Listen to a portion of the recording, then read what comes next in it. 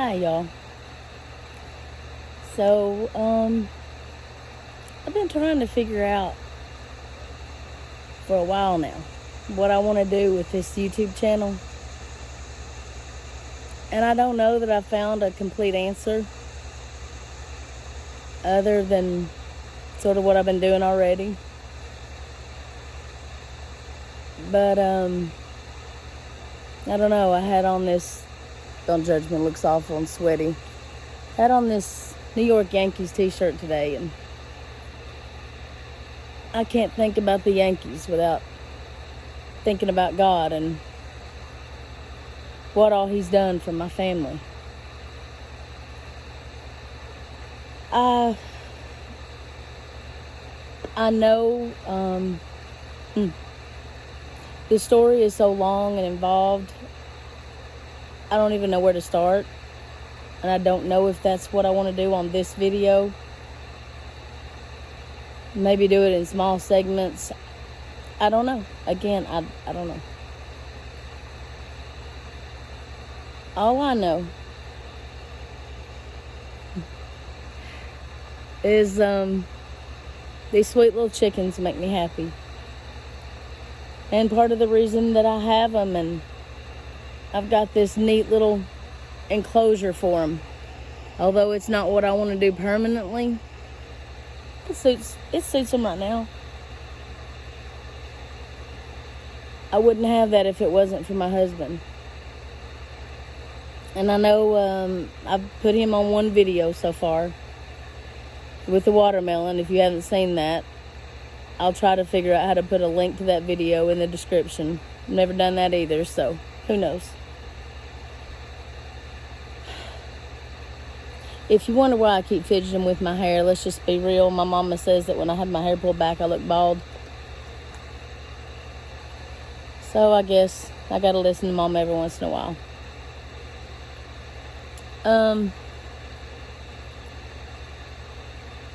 God did a miracle for my husband and I. In 2008. We've been married since February 21st, 2003. When he says I tricked him into getting married. That's a funny story, and I did not. For the record, once and for all, I did not trick him. We were already planning to get married. The dress had been purchased. The venue was decided. The caterer was chosen. Everything was pretty much done. And I guess I stepped in God's way. So in a way, I guess maybe He was sort of right, and that I tricked him into getting married, but I didn't. That was not my intention. I was pretty old when we got married. He had been married before, had a beautiful daughter. Maybe you'll see her eventually, I don't know. But I love that girl. She was 9 when we met. And I can imagine, I know how hard that is to put together blended families. And I could not have imagined a sweeter, more perfect young lady to get to be a stepmom to than his daughter. But I say all that to say that I waited a long time to get married. I didn't want to be divorced. It's hot out here. That was never my plan. Still not my plan. Won't ever be my plan.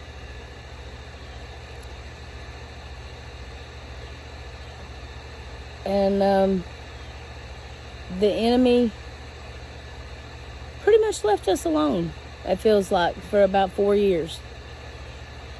And then after the 4th year, I guess people can say I was naive. I probably was. Prideful. I was. I didn't see it coming at all. We've had some bumps in the roads And my husband would be happy to tell anybody the story if they ask, but I don't feel like it's my place to tell his part of it.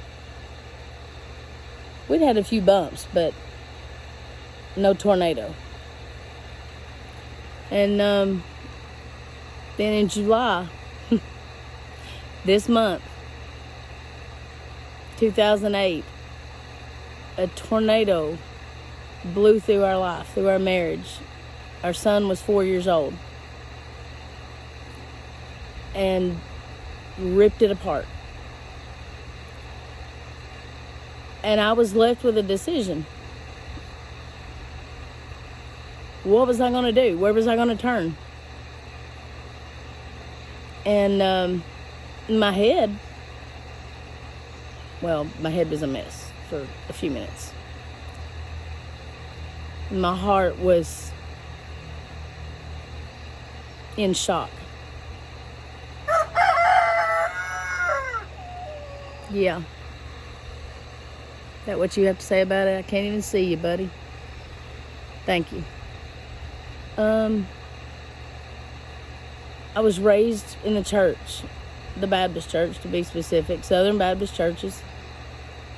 I can't say a Southern Baptist church, because I darkened the doors of many Southern Baptist churches by the time I met and married Chad. But at the time that we were married, we belonged to a Southern Baptist church that I loved very much. I thought a lot of the pastor and his wife and the older generation in that church. They were wonderful. They were trying hard. But I didn't know where to turn to. I panicked when I found out that he was unhappy. Very unhappy. I was completely and utterly powerless. I did not know what to do. I knew I should go to my Bible. I knew I should probably read something and it would give me some advice, but I didn't even know where to start. And that bothered me.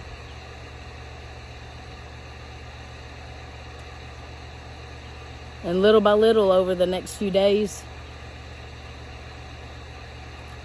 the next 77 days, as a matter of fact, God showed me what I needed, what I had, what I didn't have. And fast forward to today. This sweet little chicken pen out of an old dog kennel that my Aunt Betty had bought us. Fixed up by that same guy. That same guy who decided he didn't want to be married to me anymore. That it wasn't me, he was just unhappy.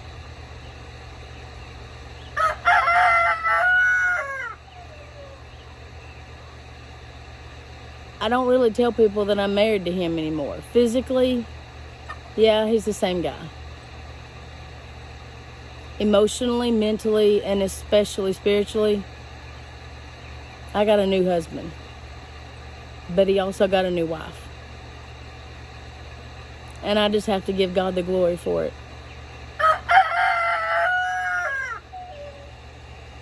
Is that what you think, Saturday? God gets all the glory, right, buddy? Where did y'all go? I think they're hiding from the heat, y'all. This heat is something else. So I guess I'm gonna go ahead and stop here and see what he leads me to next. What part of the story he leads me to tell you next. I can't promise you that Chad will be in a video. I would like for him to, but this is still very new to me, and I know it's new to him. And please hear this. If you're watching this and you've been through anything similar, and the outcome wasn't the same for you as it was for us, please don't think that I look at you in a negative way, or I say, well, you should have done this. You should have done what I did. I'm telling y'all, I didn't do anything. It was all God. And I didn't deserve it, but yet He gave it to me anyway. And if that didn't happen for you, I'm so sorry. Maybe somebody watching this will be early on in a situation like that, or maybe it hasn't happened to you yet, and it will. I hope so. I hope that it doesn't. So much I hope that it doesn't. But maybe something I say, something you hear, something that we went through, maybe that'll help you. Maybe that'll point you in the only direction where you're going to find hope. You're not going to find it in counseling. You're not going to find it in conversations with your friends late at night over tubs of ice cream. You're not going to find it in the best meant self-help books. You're not going to find it. You might find a few Band-Aids, but you will not find peace. You will not find contentment and happiness in a marriage unless God is at the center of it. I had a very special family member to me tell me one time that he described it, you here, your husband here, and God up here. And when the two of you are always looking at God, as you grow closer to Him, you automatically grow closer to each other. You are going to fight battles. There's going to be times that you maybe don't like him, or maybe you don't like her. But with God, you will be given an unconditional love and an unconditional ability to say no matter what. No matter what. You're my beloved. So, here's to the beginning of what might prove to be a pretty neat little series. And if this is not your thing, if you don't know God, if you don't believe in God, if you don't trust Him, I'm not going to argue with you. I wouldn't win anyway. I'm not that smart. All I can do is tell you what He's done for me, what He's done for my family, what He continues to do. I love you. Saturday might love you. And there's nothing you can do about that. And I'm already praying for the people that are going to watch this, that are going to need this. And I'm here to tell you, stand.